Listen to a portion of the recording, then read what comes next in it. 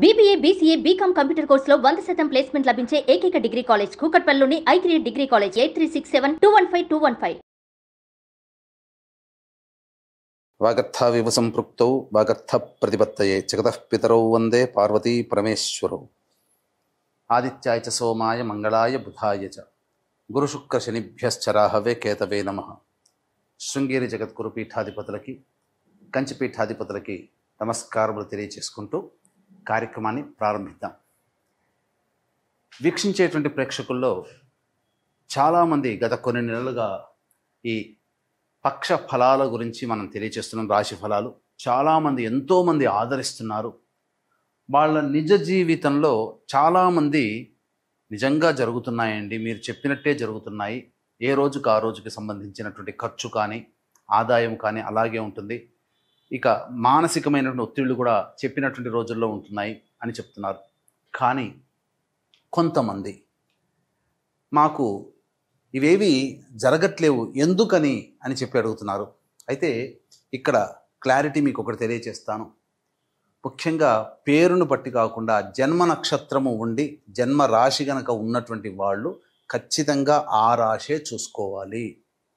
అది ఒకటి పాయింట్ గుర్తుపెట్టుకోవాలి. ఇక రెండో పాయింట్, చాలామంది ఈ జొడాయిక్ సైన్ సన్ ప్రకారం కనుక రవి ప్రకారం సూచించబడినటువంటిది. అంటే ఏంటి, జూలై 23 నుంచి ఆగస్టు 23 వరకు సింహరాశికి సంబంధించినటువంటి వాళ్ళు, ఈ జూలై 23 నుంచి ఆగస్టు 23 మధ్యలో పుట్టిన వాళ్ళు సింహరాశి చూసుకుంటున్నారు. అది తప్పు. మీరు పుట్టిన డేటు, టైము, ప్లేస్ను బట్టి మీకంటూ ఒక నక్షత్రము, ఒక రాశి ఉంటుంది. ఆ రాశి మాత్రమే చూసుకోవాలి.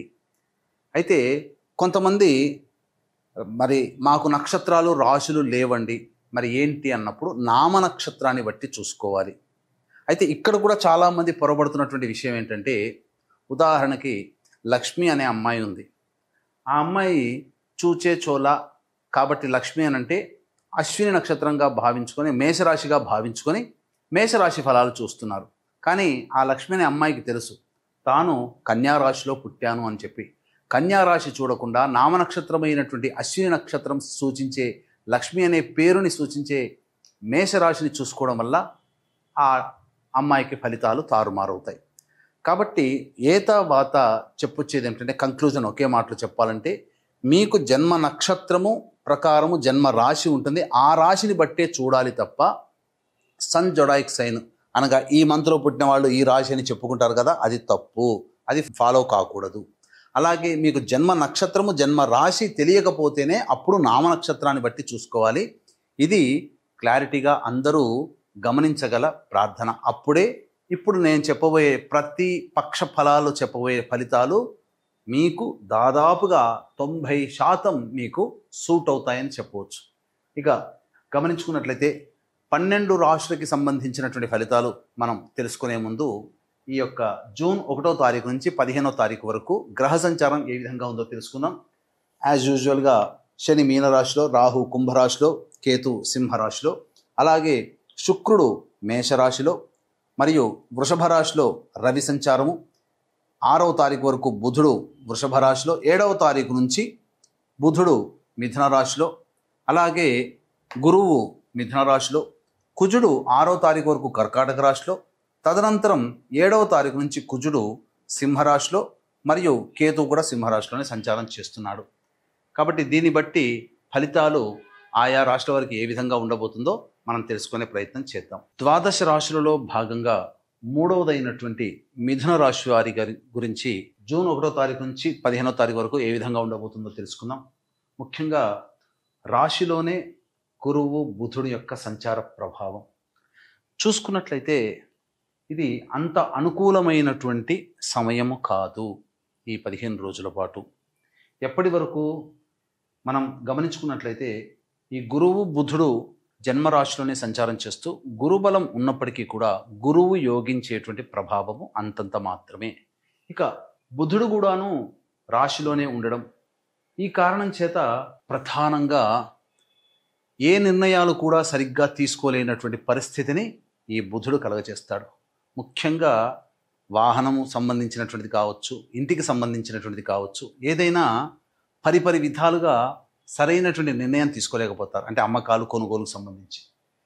ఇక 6వ తారీఖు వరకు 12వ ఇంట రవి బుధుడు ఉన్నటువంటి ఈ కారణం చేత చేస్తున్నటువంటి వృత్తి ఉద్యోగ వ్యాపారాల్లో మీ ఏమరపాటు వల్ల నష్టములు జరుగుతాయి. అనగా మీరు కాన్సన్ట్రేషన్గా వర్క్ చేయలేకపోవడం వల్ల మీరు ఎక్కువ నష్టాన్ని చవిచూడాల్సి వస్తుంది. మార్చుకోలేనటువంటి ఇబ్బందులు మీకు ఎదురవుతాయి అని చెప్పవచ్చు. ఇక శుక్రుడు ఈ యొక్క మిథున రాశి వారికి యోగాన్ని కలగచేస్తున్నాడు. ఇదొక్కటి కాస్త సౌఖ్యము, స్త్రీ సౌఖ్యము.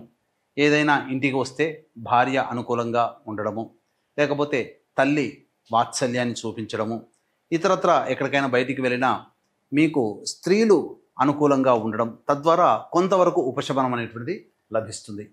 ఇక 2వ ఇంట కుజుడు ప్రధానంగా 6వ తారీఖు వరకు అనుకూలంగా లేకపోవడం, ఈ కారణం వల్ల మీ యొక్క వాక్కుని అదుపులో ఉంచుకోవాలి. కానీ 7వ తారీఖు నుంచి అద్భుతాలు చూస్తారు.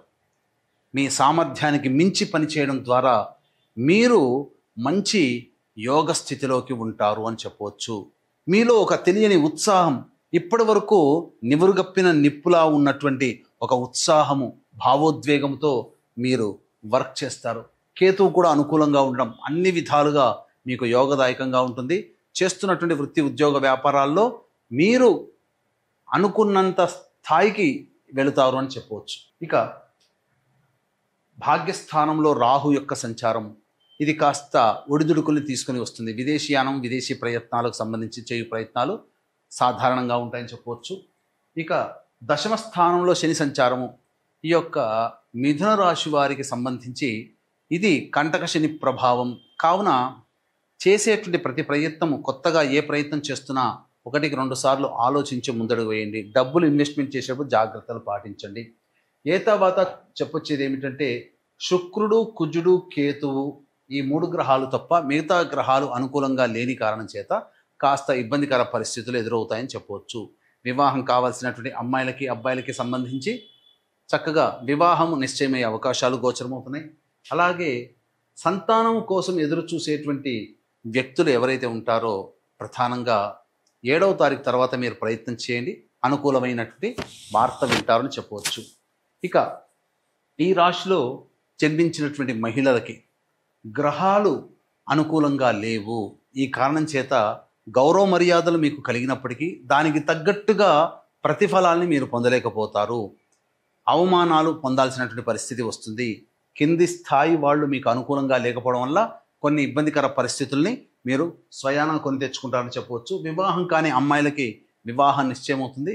ఇక సంతానం కోసం ఎదురు చూసేటువంటి మహిళలు జాగ్రత్తలు పాటించాల్సినటువంటిది, వైద్యుని సలహాలు సూచనలు పాటించాల్సినటువంటి పరిస్థితి. తర్వాత ఈ యొక్క మిథున రాశిలో జన్మించినటువంటి మహిళలు తమ ఏమరపాటు వల్ల లేకపోతే తెలియనితనం వల్ల చాలా మటుకు ధనము నష్టపోతారు. ఎవరికి డబ్బులు అప్పుగా ఇవ్వకండి అని చెప్పవచ్చు. ఇక దైనందిన రోజువారీ కార్యక్రమంలో కనుక చూసుకున్నట్లయితే ప్రేక్షకులకి గమనిక, జూన్ 11వ తారీఖు రోజున మహాజ్యేష్ఠ పౌర్ణమి. జ్యేష్ఠమాసము బుధునికి సంబంధించింది. పౌర్ణమి బుధవారం నాడు వచ్చింది. అలాగే జ్యేష్ఠ నక్షత్రము కూడా ఉన్నటువంటి రోజు. ఈ కారణం చేత ఈ రోజున ఏ పని తలపెట్టినా, ఏ దేవతానుగ్రహం కోసం చేసినా ఆ దేవతానుగ్రహం తప్పకుండా కలిగి తీరుతుంది. మన జీవితాన్ని నడిపించేదే నవగ్రహాలు. మనకి ఏది కావాలన్నా నవగ్రహాలే అందిస్తాయి. కావున ఇట్టి సంపూర్ణ నవగ్రహ శాంతి మీ జాతకరీత్యా సర్వదోష నివారణ పూజలు, హోమాలు అనేటువంటివి మీ గోత్రనామాలతో జరిపించి శక్తిపాతము చేయబడినటువంటి కరుంగలి మాలని మీకు అందివ్వడం జరుగుతుంది. అవకాశం ఉన్నటువంటి వాళ్ళు ఈ కార్యక్రమ తదనంతరం కాంటాక్ట్ చేసి 11వ తారీఖు ఉదయం 9 గంటలకు ప్రారంభమవుతుంది కాబట్టి ఉదయం 8 గంటల లోపల ఎప్పుడైనా కానీ మీ గోత్రనామాదులు వీలైతే ఈ లోపలనే మీరు నమోదు చేసుకొని మీరు ఈ కరుంగలి మాలని మీరు సొంతం చేసుకోవచ్చు.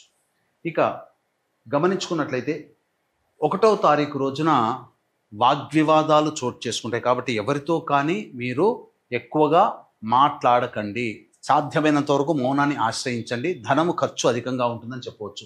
ఇక 2, 3, 4 తేదీల్లో కనుక చూసుకున్నట్లయితే విందులు వినోదాల్లో పాల్గొంటారు, పాత మిత్రులను కలుసుకుంటారు, ఖర్చులకు మించిన ఆదాయం లభించడం, ఆనందకరంగా జీవితాన్ని గడుపుతారని చెప్పవచ్చు. ఇక 5, 6, 7, 8, 9 తేదీల్లో వాహనాన్ని నడిపేటప్పుడు జాగ్రత్తలు పాటించాలి. మీ ఆరోగ్యం పట్ల శ్రద్ధ వహించాలి. వాహన మరమ్మతులు, గృహ మరమ్మతులకి ఎక్కువగా ఖర్చులు జరుగుతాయని చెప్పవచ్చు. మరీ ముఖ్యంగా తల్లిగారి ఆరోగ్యం పట్ల శ్రద్ధ వహించాలి. 7, 8, 9 తారీఖుల్లో వృధా కాలయాపన ఖర్చులు కూడా అధికంగా ఉంటాయి. 10, 11 మరియు 12, 13, 14 తేదీల్లో ఈ 5 రోజుల్లో మీకు ధనాదాయం చాలా చక్కగా ఉంటుంది. అందులో ఏమాత్రము సందేహం లేదు. కోల్పోయినటువంటి బంధుత్వాలు, మిత్రులని తిరిగి పొందడం జరుగుతుంది. అన్ని విధాలుగా ఆనందకరంగా జీవిస్తారు. మీ పనికి ఎదుటి వాళ్ళ సహాయ సహకారాలు అందడం ద్వారా మీ పనులని సకాలంలో పూర్తి చేసుకుంటారని చెప్పొచ్చు. 15వ తారీఖు రోజున మాత్రం మానసికమైన ప్రశాంతత లోపిస్తుంది. ఖర్చులు అధికంగా ఉంటాయి కాబట్టి జాగ్రత్తలు పాటించండి. తర్వాత 5, 6, 7, 8, 9, 15 ఈ తేదీలలో మీకు అనుకూలముగా లేనటువంటి రోజులు, ఖర్చులు అధికంగా ఉంటాయి కాబట్టి జాగ్రత్తలు పాటించండి. ఇప్పటివరకు చెప్పినటువంటివి దైనందిన రోజువారీ కార్యకలాపాలలో జరిగేటువంటి మార్పులు, చేర్పులు. ఇప్పుడు చెప్పినటువంటి సమస్యల కంటే ఇంకా విభిన్నంగా మీ యొక్క జీవితం ఉంది అని అంటే మీ యొక్క జన్మ జాతకంలో నడుస్తున్నటువంటి గ్రహ దశాంతర దశల యొక్క ప్రభావాలు. కావున దగ్గరలోని మంచి ఉపాసనా పరులైనటువంటి జ్యోతిష్యులను సంప్రదించి వారి సలహాలు, సూచనలు కనుక పాటించినట్లయితే మరింత మెరుగైనటువంటి జీవితాన్ని పొందుతారని తెలియచేయవచ్చు. అలాగే జూన్ 11వ తారీఖు రోజున మహాజ్యేష్ఠ పౌర్ణమి రోజున జరుగుతున్నటువంటి సర్వదోష నివారణ పూజల హోమాల్లో మీరు గోత్రనామాదులు నమోదు చేసుకొని కరుంగలి మాలని సొంతం చేసుకోవచ్చు. సర్వం శ్రీ ఉమామహేశ్వర పరబ్రహ్మార్పణమస్తు.